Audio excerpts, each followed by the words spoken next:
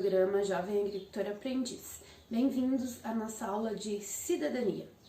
Bom, o que é cidadania? O que é ser cidadão?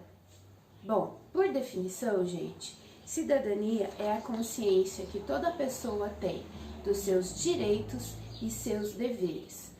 Vivemos em sociedade, né? Temos que respeitar uns aos outros. Meu direito vai até o direito do próximo. Então, muitas vezes o cidadão sabe, está ciente dos seus direitos, mas não pratica na sua totalidade os seus deveres enquanto cidadão brasileiro. Bom, sendo vocês jovens, que a gente chama menores de idade, existe uma lei na nossa Constituição que trata dos direitos e dos seus deveres, que é o Estatuto da Criança e do Adolescente. Bom, mas ele não existiu sempre. Antes, gente, existia o Código de Menores. O Estatuto da Criança e do Adolescente começou a vigorar em 1990.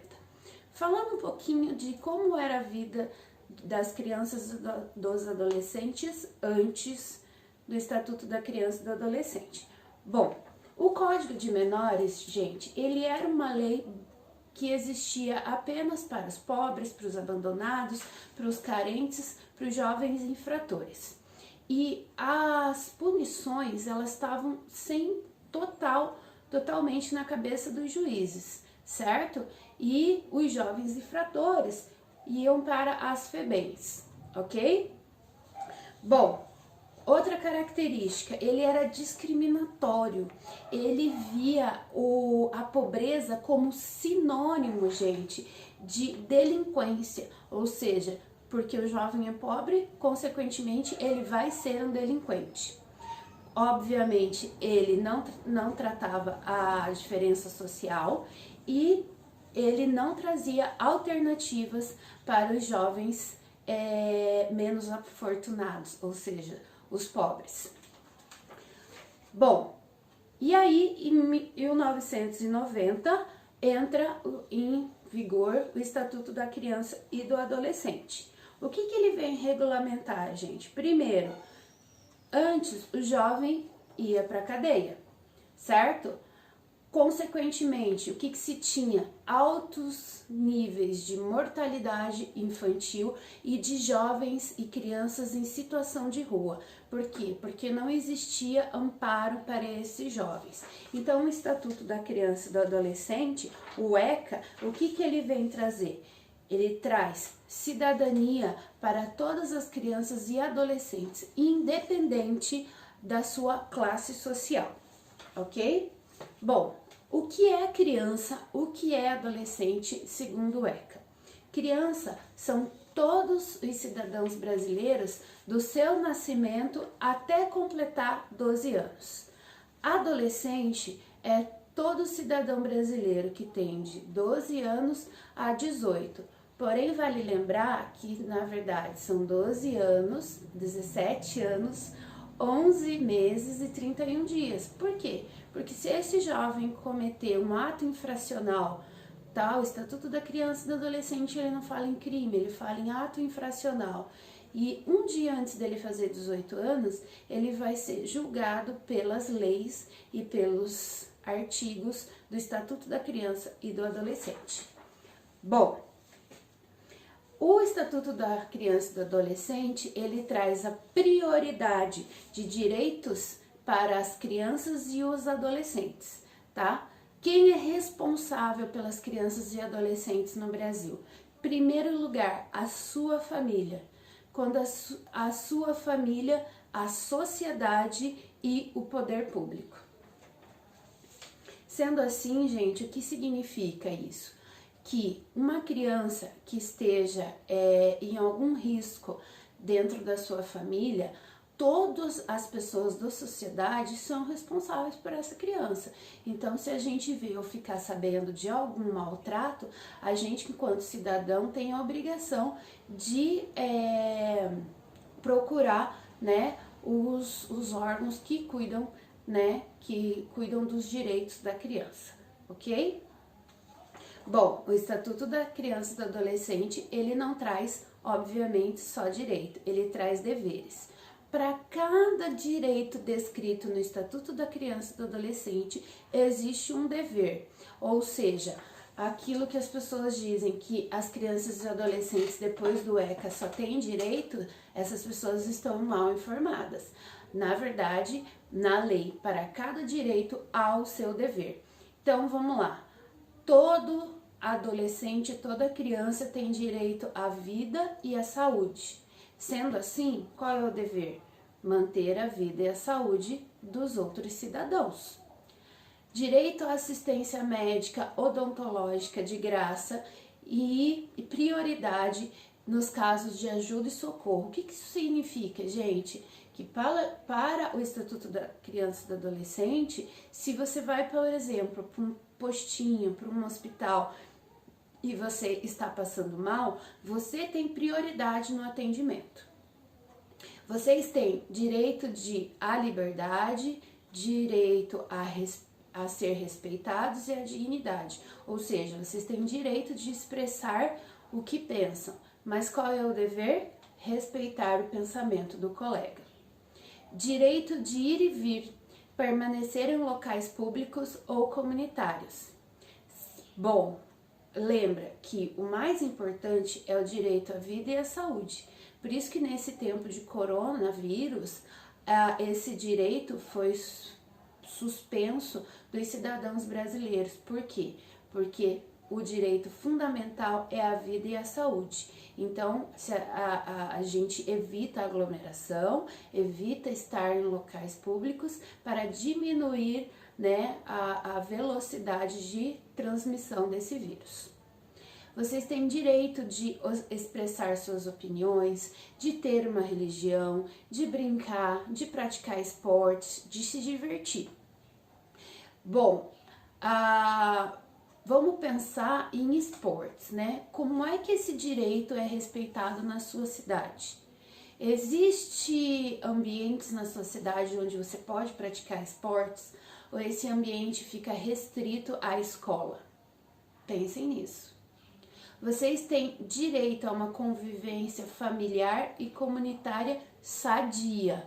Por isso que em famílias onde existe violência física, violência moral, ou essa família não tem condições de criar, como a sociedade e o governo também é responsável pelos jovens, é que esses jovens são desligados, na maioria das vezes temporariamente, de suas famílias. Vocês têm direito a serem educados, tá? Cabendo ao governo garantir apoio às famílias e dificuldades. Então, vocês têm direito a ter um colégio, a ter ensino gratuito, ao transporte escolar. Essa é uma cláusula que diz respeito ao transporte escolar, tá? Lembrando que é um direito de vocês ter o transporte escolar, ter a escola de qualidade. Nenhum governante está lhe fazendo um favor, certo? E também garantir as famílias em dificuldades. E aí a gente tem o Bolsa Família, o leite das crianças, o Vale Gás, né? Tudo pensando que a criança tem que estar nutrida, tem que ter condições ideais para poder estudar.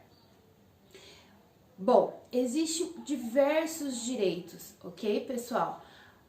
Questão do trabalho. Bom, depois do Estatuto da Criança e do Adolescente, foi criada a Lei da Aprendizagem, que diz que o jovem, se ele estiver estudando, frequentando a escola ou um curso regularmente, a partir dos 14 anos ele pode ser contratado como menor aprendiz, numa carga horária no máximo de 6 horas. Só que vale a pena dizer o seguinte, jovens, vocês são contratados, quem for contratado como menor aprendiz e estiver estudando, a empresa tem que acompanhar suas notas e a sua presença na escola.